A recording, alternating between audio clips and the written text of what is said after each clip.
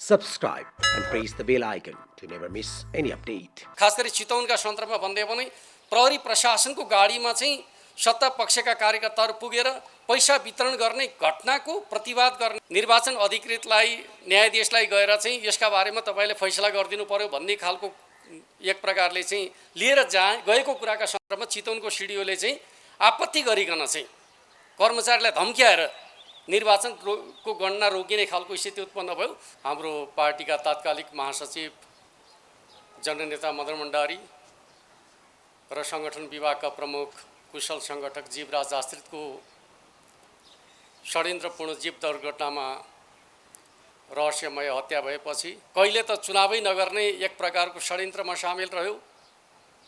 हाम्रो संविधानले हाम्रो कानुनले जननिर्वाचित प्रतिनिधिद्वारा शासन गर्ने व्यवस्थालाई सत्ता गठबन्धनले अस्वीकार गर्ने प्रयत्न गर्यो। तपाईँ हामी सबैलाई थाहा छ कतिपय ठाउँहरूमा चाहिँ अपहरण गर्ने, सांघातिक रूपमा आक्रमण गर्ने, यो निर्वाचनका अवधिमा जति पनि घाइतेहरू छन् हरेक जिल्लामा तपाईहरुले रेकर्ड राख्नुभयो भने ती घाइतेहरू चाहिँ प्रतिपक्षका कार्यकर्ताहरू मात्रै घाइते भएका छन्।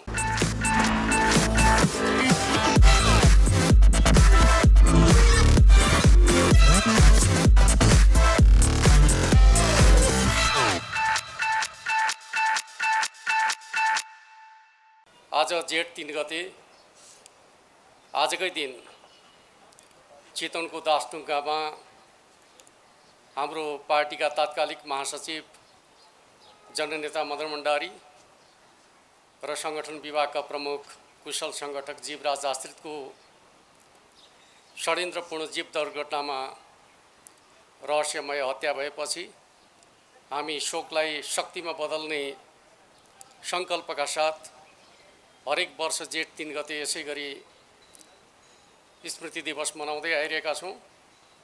म हाम्रा अग्रज नेताहरू, जनताको बहुदलीय जनवादको सिद्धान्तका प्रतिपादक जननेता मदन भण्डारी र कुशल संगठक जीवराज आश्रितप्रति भावपूर्ण श्रद्धाञ्जली अर्पण गर्न चाहन्छु र हामी उहाँहरूको जीवन आदर्शबाट पार्टी निर्माणका सन्दर्भमा महत्त्वपूर्ण प्रेरणा प्राप्त गर्दै आएका छौँ र आजका राष्ट्रिय राजनीतिका चुनौतीहरूलाई पनि हामीले सही मान्यताका आधारमा आत्मसात गर्दै यो पार्टीलाई अझ सशक्त रूपमा अगाडि बढाउनका लागि प्रेरणा लिनेछौँ भन्ने कुरा म कौमडीका बीचमा राख्न चाहन्छु। यति बेला राष्ट्रिय राजनीतिलाई हाम्रा विरुद्धमा 5 दलीय गठबन्धनका माध्यमबाट जसरी हामीलाई समाप्त पार्ने कोसिस गरिएको थियो, तर हामीले 5 दलीय गठबन्धनका विरुद्ध जसरी मोर्चाबन्दी गरेर अगाडि बढ्ने कोसिस गर्यौं र समाप्त पार्ने सत्ता गठबन्धनको प्रयासलाई हामीले पूर्ण रूपमा असफल बनाएका छौँ। यद्यपि हामीले अपेक्षा गरे अनुसारको परिणाम प्राप्त भएको छैन, तर जनमतलाई हामीले आफ्नो पक्षमा प्रभावित गर्ने कुराहरूमा जुन प्रकारको मेहनतहरू गर्यौं त्यसका प्रभाव र परिणामहरू सत्ता गठबन्धनले पनि प्रत्यक्ष रूपमा अनुभूति गरेको छ। नेपालमा वास्तवमा दलीय प्रतिस्पर्धा भएको भए नेकपा एमाले परिणामका हिसाबले पनि नेपालको सर्वाधिक लोकप्रिय पार्टीका रूपमा स्थापित हुन्थ्यो भन्ने कुरा जनमतले प्रकट गरेको छ भन्ने कुरा म तपाईहरुका बीचमा राख्न चाहन्छु। यद्यपि प्राविधिक रूपमा हामीले निर्वाचनमा केही पराजय बेहोर्नु परेको छ, तर जनमतका हिसाबले भन्दै भने अहिले पनि हामी हाम्रो मुलुकको सबभन्दा ठुलो पार्टीका रूपमा नेकपा एमालेलाई जनमतबाटै स्थापित गर्न सफल भएका छौँ भन्ने कुरा म तपाईहरुका बीचमा राख्न चाहन्छु र यसपटकको निर्वाचन हामीले जनमतलाई सही ढङ्गले प्रकट गर्ने एउटा लोकतान्त्रिक अभ्यासका रूपमा अगाडि बढाउन चाहेका थियौँ। सत्ता कहिले त चुनावै नगर्ने एक प्रकारको षड्यन्त्रमा सामेल रह्यो।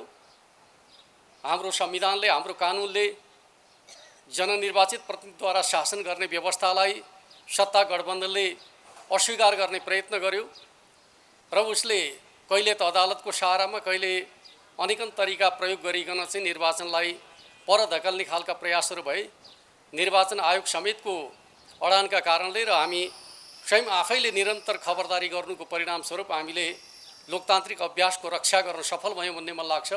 यो एउटा महत्त्वपूर्ण उपलब्धिका रूपमा रहेको छ भन्ने कुरा म तपाईहरुका बीचमा राख्न चाहन्छु। अब कसैले पनि भविष्यमा स्थानीय तहहरूलाई रिक्त राख्ने खालको चाहिँ षड्यन्त्र गर्न सक्ने छैन। त्यो एउटा लोकतान्त्रिक मान्यतालाई हामीले यो निर्वाचनका माध्यमबाट स्थापित गर्न सफल रहेको कुरा म तपाईँहरूका बिचमा राख्न चाहन्छु।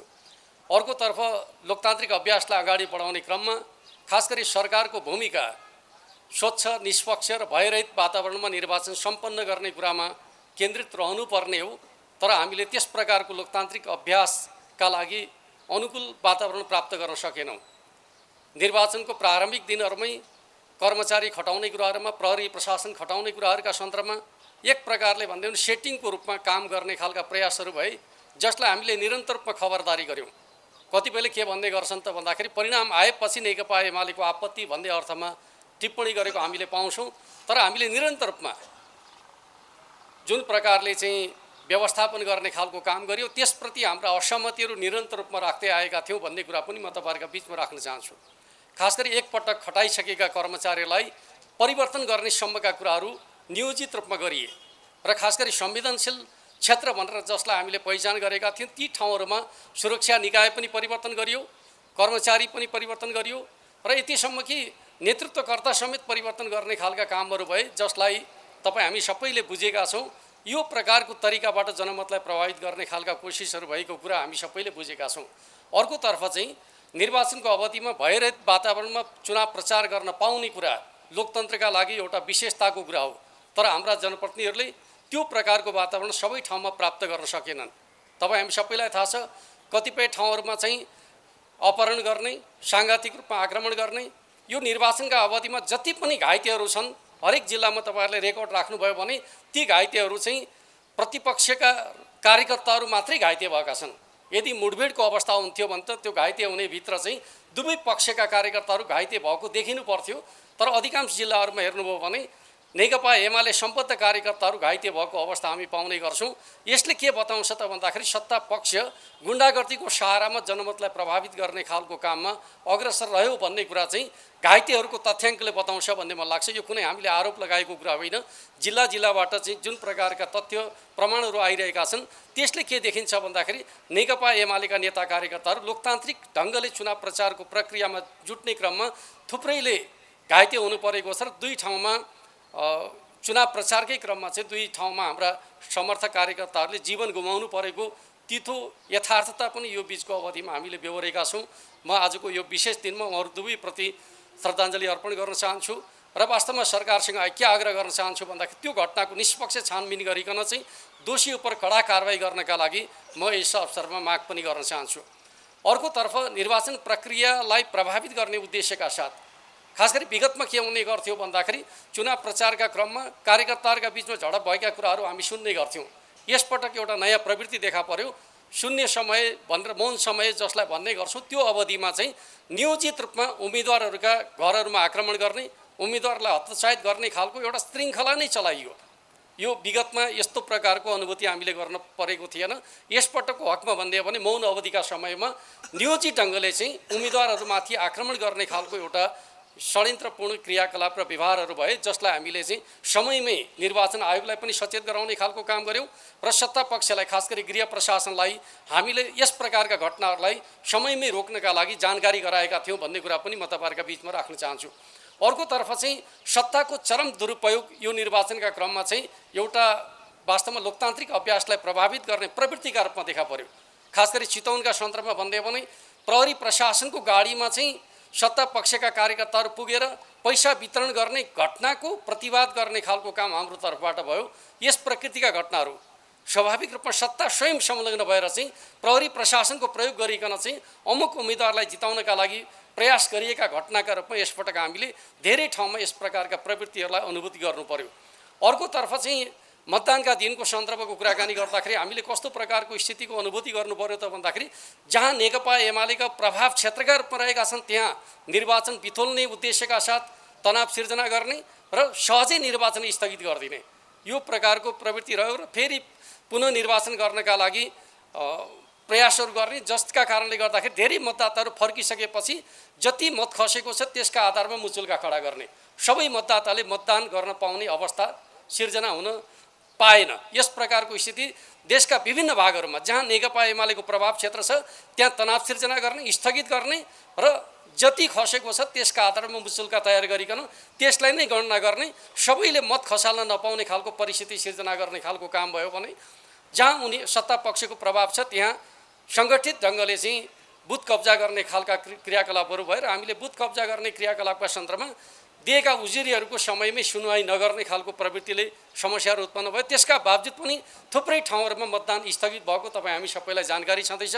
यस प्रकारको प्रवृत्ति निर्वाचनको दिनमा हामीले बेहोर्नु पर्यो र कतिपय जिल्लाहरूको हकमा भन्ने पनि नाकामा गौडाहरू पुरिकन चाहिँ मतदाताहरूलाई चाहिँ फर्काइदिने, गुन्डागर्दीको सहारामा मतदातालाई फर्काइदिने र त्यो ठाउँमा सुरक्षा प्रबन्ध गर्नका लागि गरिएका अनुरोधहरूलाई राज्यका तर्फबाट वास्ता नगर्ने, जसले गर्दाखेरि मतदान केन्द्रमा आउनेहरूको सङ्ख्या चाहिँ अत्यन्त न्यून रहने खालका स्थितिहरू रहे। मतदाता कम आउने तर भोट धेरै खस्ने, यो एउटा विचित्रको अवस्था पनि देशका विभिन्न भागहरूमा रहे। कतिपय ठाउँमा सत्ता पक्षले चाहिँ 100% को हाराहारीमा मतदान गराएका कुराहरू पनि जिल्लाबाट रिपोर्टहरू आइरहेका छन्, जुन को अवस्थामा विश्लेषण गर्ने हो भने त्यो लोकतान्त्रिक होइन भन्ने कुरा स्वतः प्रमाणित छ भन्ने कुरा म तपाईँहरूका बिचमा राख्न चाहन्छु। अर्कोतर्फ मतदान पछाडि स्वाभाविक रूपमा लोकतान्त्रिक प्रक्रियामा चाहिँ मुचुल्का गरिकन सिलबन्दी गरिकन बाकसहित प्रतिनिधिहरू लैजान पाउने व्यवस्थालाई यसपटक पालना गरिएन र एकलौटी ढङ्गले प्रशासनले आफैले चाहिँ बाकस लिएर जाने खालको काम गर्यो र हामीले निरन्तर रूपमा हाम्रा कार्यकर्ताहरूलाई के भनेका थियौँ त भन्दाखेरि हरेक समय मतपेटिकाका साथमा तपाईँहरू हुनुपर्छ भन्ने खालको जुन निर्देशन दिएका थियौँ त्यो निर्देशनलाई हामीले कार्यान्वयन गर्न सक्ने अवस्था रहेन। कसका कारणले त भन्दाखेरि राज्य व्यवस्थाको जुन प्रकारको प्रबन्ध रह्यो त्यो प्रबन्धका कारणले मतपेटिकाका साथमा प्रतिनिधिहरू जान पाउने जुन लोकतान्त्रिक अभ्यास छ त्यो अभ्यासलाई यसपटक पालना गरिएको पाइएन। अर्कोतर्फ चाहिँ कतिपय ठाउँमा मतगणना पूर्व चाहिँ बाकसहरूमा सिल तोडेको पाइयो र सिल तोडेको अवस्थामा चाहिँ त्यसलाई गणना रोक्नुपर्छ र पुनः मतदान गर्नुपर्छ भन्ने कुराका मागहरूको सुनवाई गरिएन। सिल तोडिएका बाकसहरूलाई पनि गणना गर्ने खालका कामहरू भए।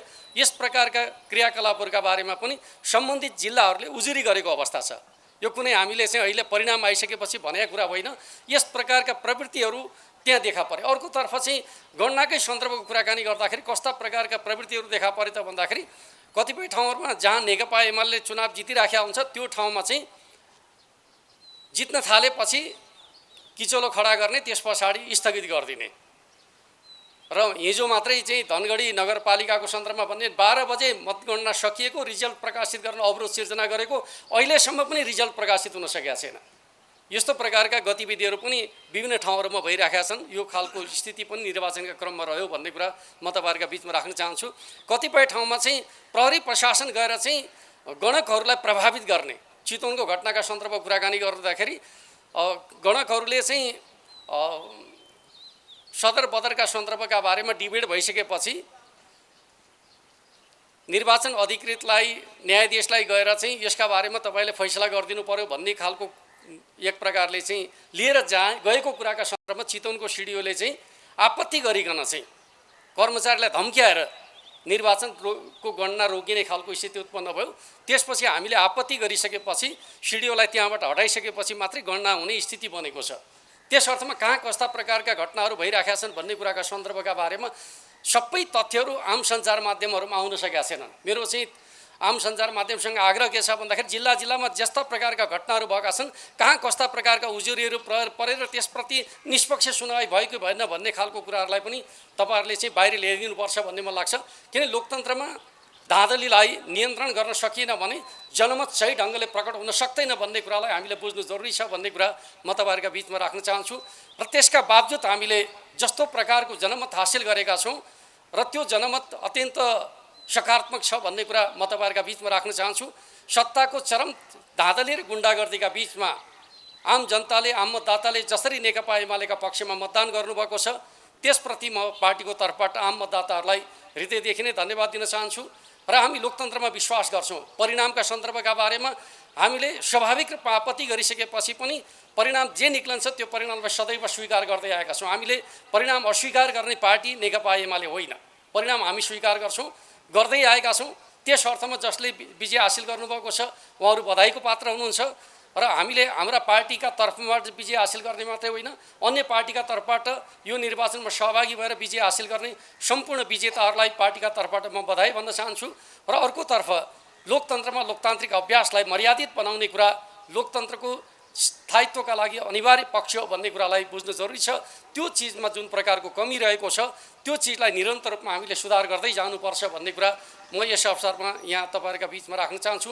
विशेष गरी मैले यो सन्दर्भ किन उठाउन खोजेको त भन्दाखेरि नेपालमा स्थानीय सरकारलाई बलियो बनाउने कुराका सन्दर्भमा जननेता मदन भण्डारीले 2049 सालमा स्थानीय निकाय सम्बन्धी ऐन तयार गर्दाखेरि जुन प्रकारको संशोधन प्रस्ताव प्रस्तुत गर्नुभएको थियो, आज स्थानीय तहहरू बलियो हुने जुन आधार तयार भएको छ त्यसैको जगमा हामीले स्थानीय तहलाई बलियो बनाउने मान्यताको पैरवी गर्दै आयौँ। 54 सालमा हामीले स्वायत्त शासन विधेयकका माध्यमबाट स्थानीय तहहरूलाई अधिकार सम्पन्न बनाउने खालको काम गऱ्यौँ। आज स्थानीय तह विकास निर्माणका लागि सुशासनका लागि एउटा जनताको भरोसायोग्य अङ्गका रूपमा स्थापित गर्ने कुरामा नेकपा एमाले जुन प्रकारको भूमिका खेलेको छ त्यसमा जननेता मदन भण्डारीको मार्गदर्शनको अत्यन्त महत्त्वपूर्ण योगदान छ भन्ने कुरा म तपाईँहरूका बिचमा राख्न चाहन्छु।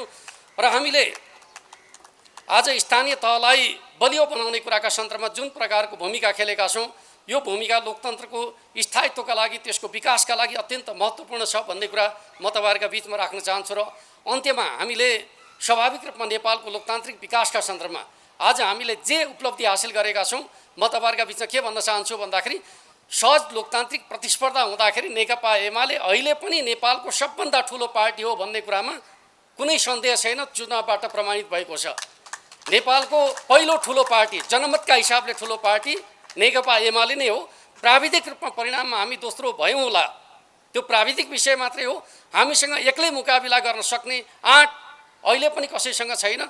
त्यस अर्थमा जनमतका हिसाबले नेकपा एमाले पहिलो छ र हामी यो जगमा अगाडि बढेर चाहिँ मुलुकको राजनीतिलाई आज सत्ता पक्षले जसरी दुर्विकृत गरेको छ हामी यसलाई नेपालको लोकतान्त्रिक विकासको स्थायित्वको आधारका रूपमा अगाडि बढाउन चाहन्छौँ। हामी यो गठबन्धनसँग भोलिका दिनहरूमा पनि मुकाबिला गरिकन नेकपा एमालेलाई बलियो शक्तिका रूपमा स्थापित गर्नेछौँ। आउने चुनावमा गठबन्धनलाई पराजित गरिकन चाहिँ जनमतका हिसाबले मात्रै होइन परिणामका हिसाबले नेकपा एमालेलाई पहिलो पार्टी बनाउने सङ्कल्प हामी गरौँ। Subscribe and press the bell icon to never miss any update.